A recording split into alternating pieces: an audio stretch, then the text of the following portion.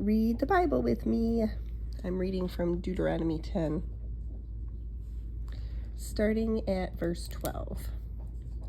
And now, Israel, what does the Lord your God require of you?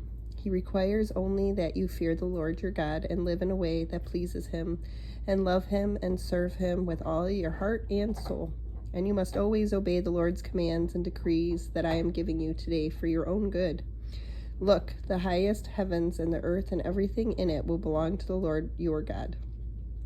Yet the Lord chose your ancestors as the objects of his love, and he chose you, their descendants, above all other nations, as is evident today. Therefore, change your hearts and stop being stubborn.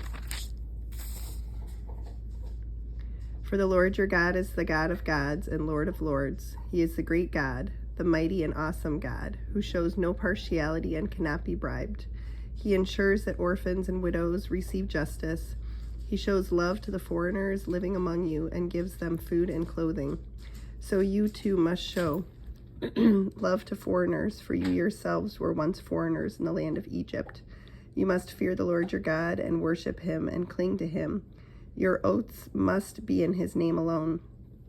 He alone is your God, the only one who is worthy of your praise, the one who has done these mighty miracles that you have seen with your own eyes.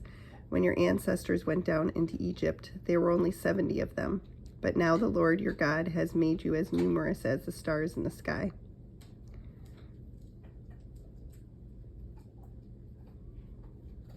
I also just wanted to do a quick little, I think it's 2 pages back. I wanted to just do a quick little reading of a side note here on Deuteronomy 8:5. It's just so valuable to think about it that way. Let's see. Let's read verse 5 first. So we've got Deuteronomy 8. Actually, I'm going to back up a little bit and start at verse 3.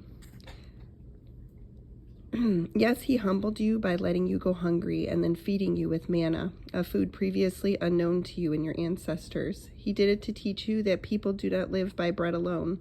Rather, we live by every word that comes from the mouth of the Lord. For all these 40 years, your clothes didn't wear out and your feet didn't blister or swell. Think about it. Just as a parent disciplines a child, the Lord your God disciplines you for your own good. I'm going to finish through verse 6. So obey the commands of the Lord your God by walking in his ways and fearing him. So back to that little side note here, discipline. When we discipline our children, we should always first ask ourselves, what am I trying to do? Am I trying to help the child or vent my anger?